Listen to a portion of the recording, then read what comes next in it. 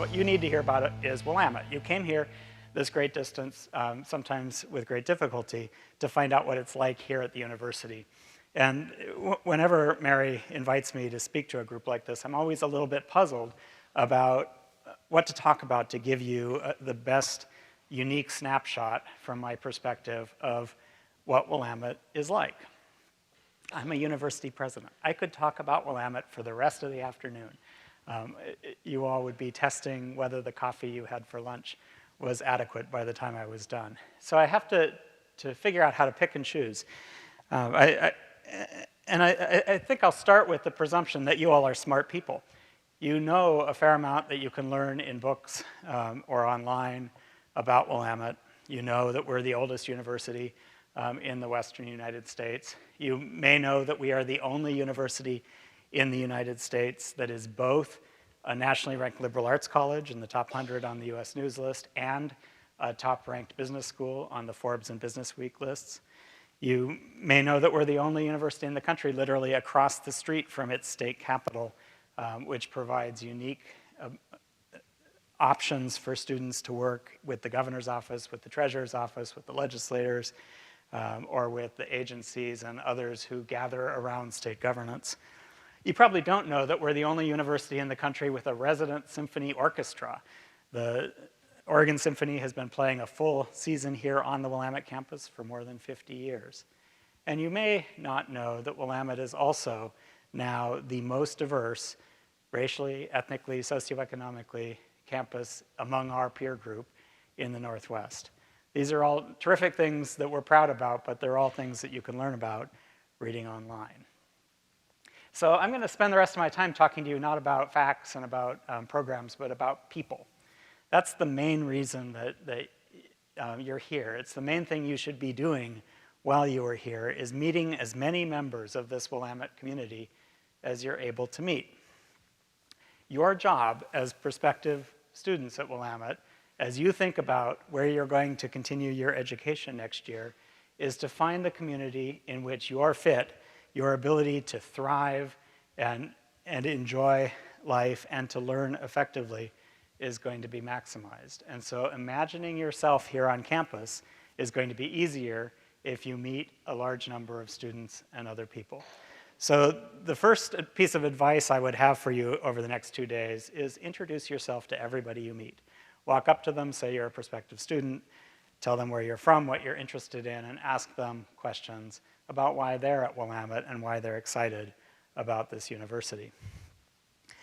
I can tell you a little bit about why I'm at Willamette. As you heard in the introduction, I have spent my career all over the country. After going to a liberal arts college very much like Willamette, in part because of what I learned about this institution growing up, I spent most of my teaching and research career in large research universities at Princeton, at Caltech, and the University of California.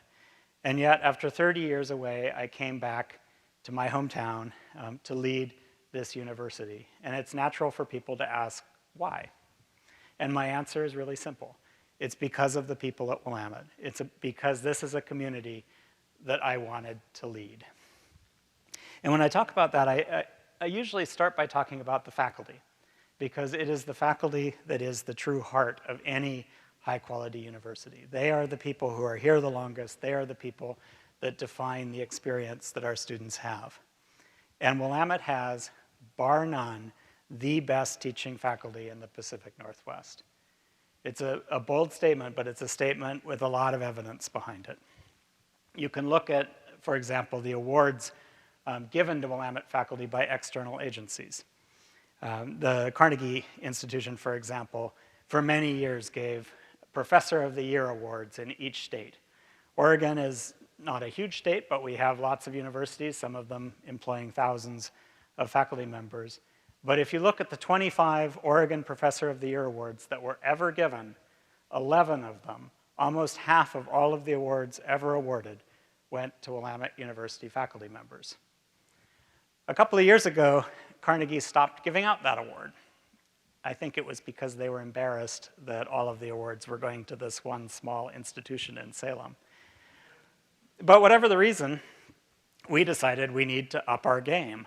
And so in the last 4 years, we've had 3 faculty members win national level best teaching awards in their disciplines.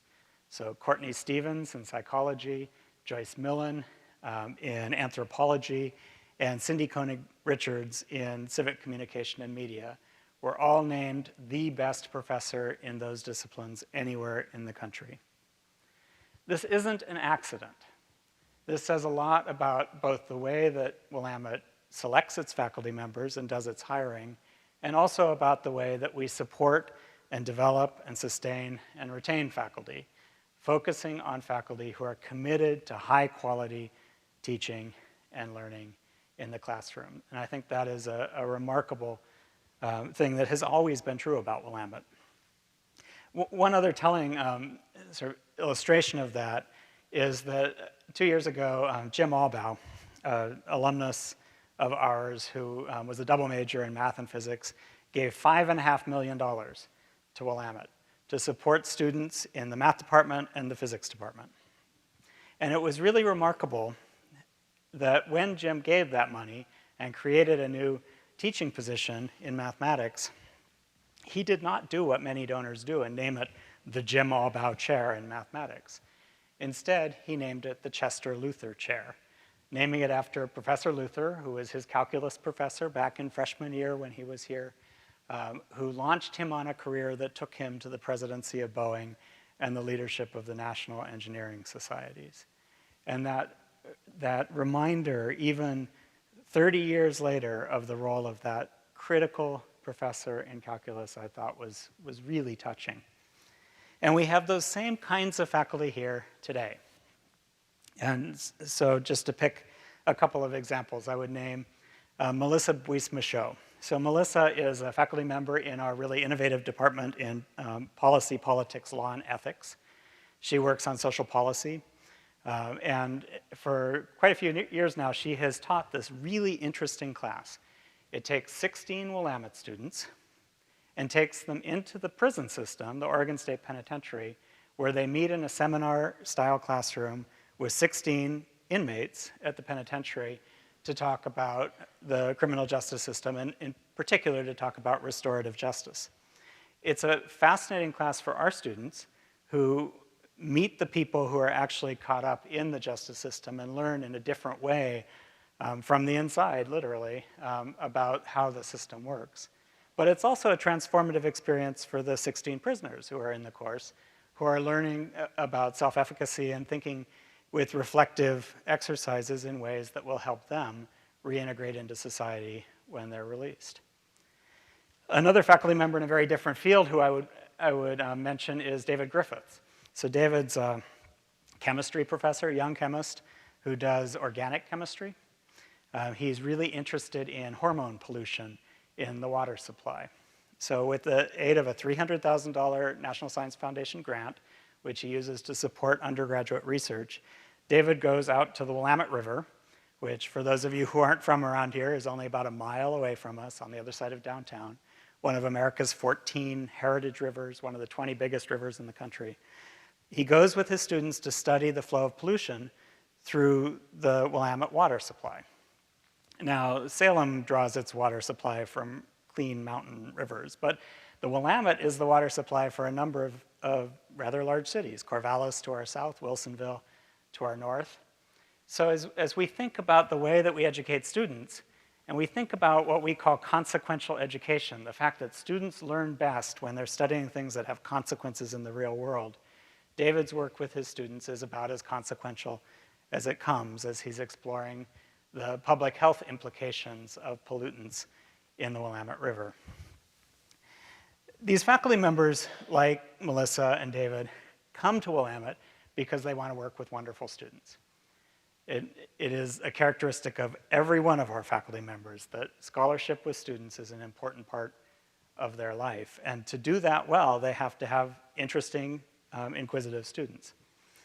So I would tell you just a little bit about a couple students who I've gotten to know well during my years here as president. One who comes to mind because I've recently been talking with her on the email is Chloe Prendergrast, who came to us from Colorado originally. Chloe was a violin performance major. She, in fact, contacted me because she was trying to purchase from the university the 17th century violin that we had loaned her while she was a student here for her performance. And I had to say no, unfortunately for her. But I got to know her because she was part of what was called the Waller Trio, which was a wonderful chamber music group of students. And when she contacted me, I found out a little bit about what she's been doing in the years since she graduated. In fact, last spring she graduated with a graduate degree at the Royal Conservatory in The Hague. She's been working as the artistic director of a Beethoven festival in the Netherlands.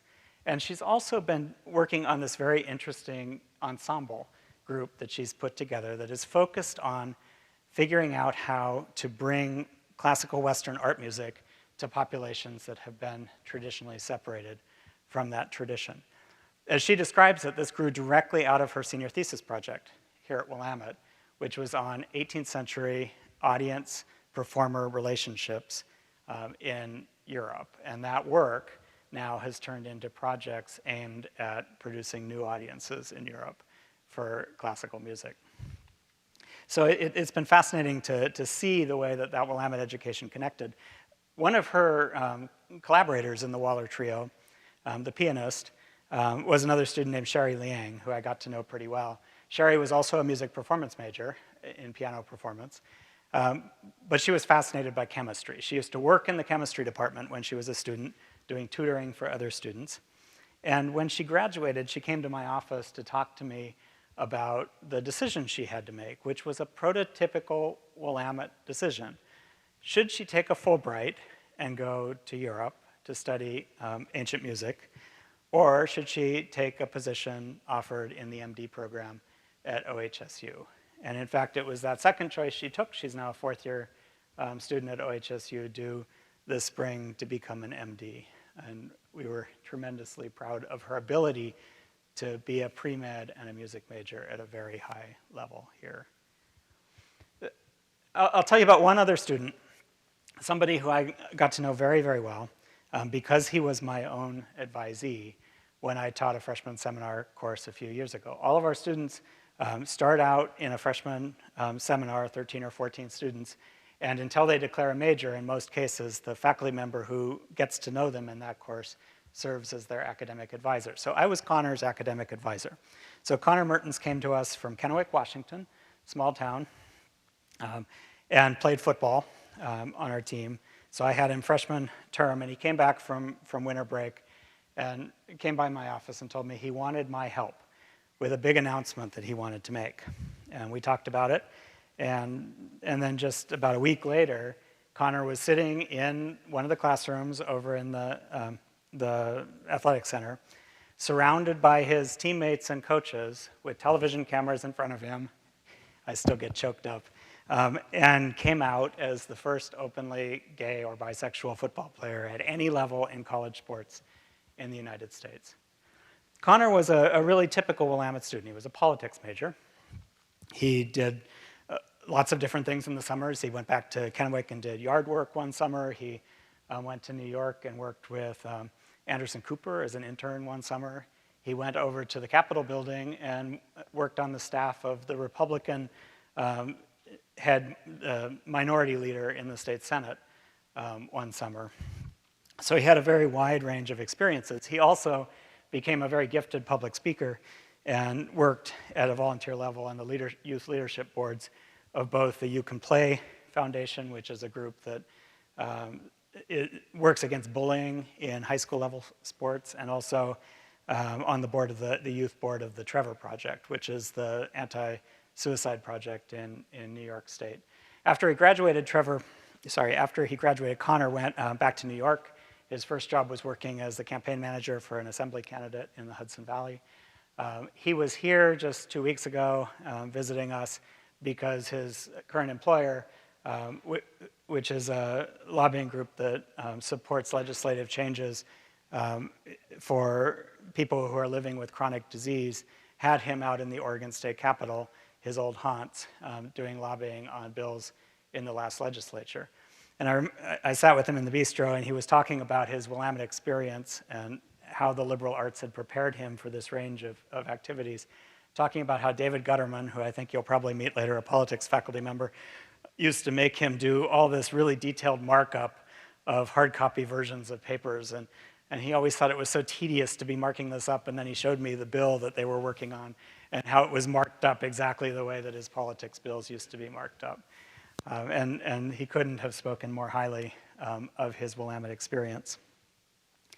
Students like Connor and Chloe and Sherry, when they graduate, are going out to join a group of 28,000 Willamette alumni out there in the world. Willamette has alumni who are leaders in literally every sector of civic society. And they're in surprising places. You probably didn't know that 2 Willamette physics alumni are the ones who, at Bell Labs, invented the solar cell. We've got athletes among our alumni. So Nick Simmons, 2-time Olympian, graduated from Willamette. He's maybe best known for his work on athlete rights, maybe better known as for his dating of Paris Hilton, but he continues to be a very engaged and interested alum. We've had alumni like Dale Mortensen, who came to us from Enterprise, Oregon. Does anybody know where Enterprise, Oregon is? Down here we have one. So a small town in Eastern Oregon came here wanting to learn more about the economic pressures that had led his Scandinavian immigrant ancestors to come to the United States during the Depression. Studied economics and, in fact, left Willamette and continued that study eventually in 2010, winning the Nobel Prize for his work in labor economics. If you just go a little ways out into the suburbs of Enterprise, Oregon, you get to Somerville, Oregon. Somerville has a population of 135, I think, today. Adam Messenger came to us in 1995 from Somerville to study computer science. And like with so many rural students, Willamette showed him the world. He left Willamette and did a variety of different things, becoming vice president at Oracle, and then the chief technology officer at a little company named Twitter, and is currently working with startup companies in the Bay Area. So the range of activities of our alums is enormous. We're perhaps most famous for our alumni who, because of their experiences working in politics, themselves go into politics. And you can think of people like that senior senator from Alaska, Lisa Murkowski, or my own congressman during the days that I lived in Santa Cruz, Sam Farr, a Willamette biology graduate who became famous as the founder of the Congressional Oceans Caucus while he was in Washington, D.C. We're proud of all of these alumni, and one of the great experiences that I have as the president of Willamette is to meet those alumni. I have met thousands of Willamette alumni. And I have been impressed as I meet alumni from all generations how much they exemplify Willamette's success in meeting the job we set out to do in our mission statement, educating students to turn knowledge into action and to live lives of achievement, contribution, and meaning. We want our students to be successful in the world, but like every liberal arts college, we also want students who are going to be good citizens and who are going to be able to contribute to all of the different communities that they find themselves in through the rest of their life. I have yet to meet a single Willamette alum from the 1940s through the current day who is not able to say Willamette's motto, non nobis solum nati sumus. The undergraduates can usually say it in Latin, but not unto ourselves alone are we born. It's the running theme through Willamette, really going back almost 178 years into the mid-19th century. I'm going to finish by talking about 2 other alumni who I think are really exemplary in different ways. The first of those goes to that mission of producing students who live lives of achievement. This is really a story for the parents. The students here, you should know that your parents have plans for your bedroom when you move out. When my daughter graduated a year and a half ago from college, I was really afraid I was going to have to return that bedroom to her use. Parents like job-ready graduates. That said, sometimes paths vary. So Jim came to us quite a few years ago as a student who wanted to study history. Um, Actually, he majored in art history, which is not usually the top choice for parents who are worried about their kids getting jobs. But he did get a job after college. He actually stayed here and worked as a janitor in the theater until we fired him. The story is that there was a girlfriend involved that kept him here, but he went on to more gainful employment, moving to Berkeley, California, where he became a candle maker, which I'm sure filled his parents with confidence. But like so many Willamette graduates, Jim had great resources coming out of here and thought a lot about what he wanted to do with his life.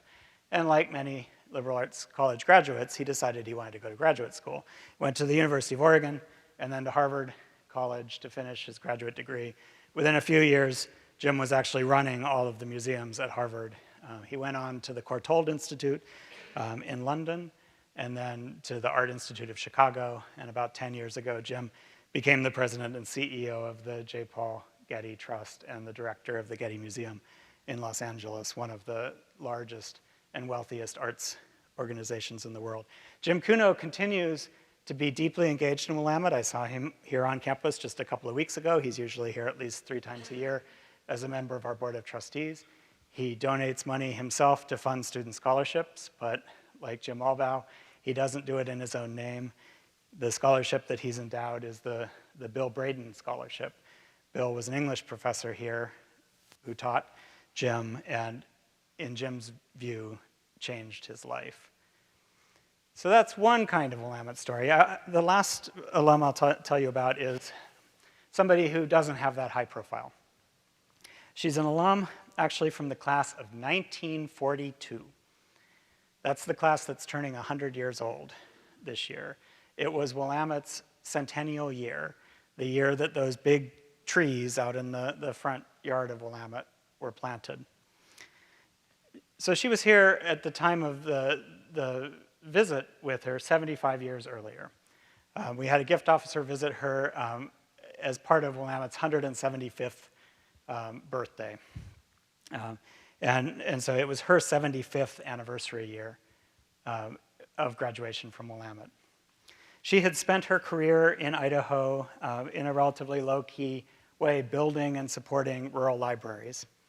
And the gift officer, who was himself an alum of Willamette, but 60 years younger than her, met with her in her living room and noticed that she had a Willamette magazine sitting on her table in her living room.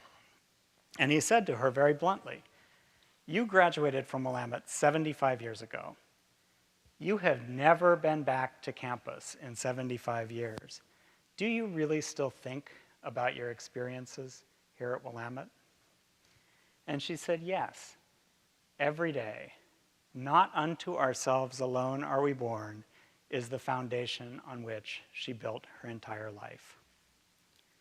We don't expect all of our alumni to run companies and win Nobel Prizes, or like our Bearcat in Olympia, Jay Inslee, run quixotic campaigns for President of the United States. But what we do expect is that all of our alumni will be prepared to live lives of achievement, contribution, and meaning.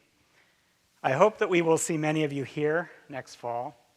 And if there's one thing that I hope of your time here at Willamette, is that someday far in the future, call it Willamette's 250th birthday party. So that'll be 2092. So I will be long gone by then.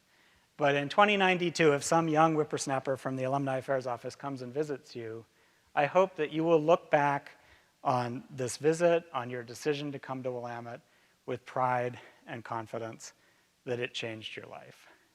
I'm going to be around this week. I'm happy to talk to people, come up and ask me questions. But for the moment, I'm going to turn this back over to Mary to tell you the shape of your day. Thanks again for coming.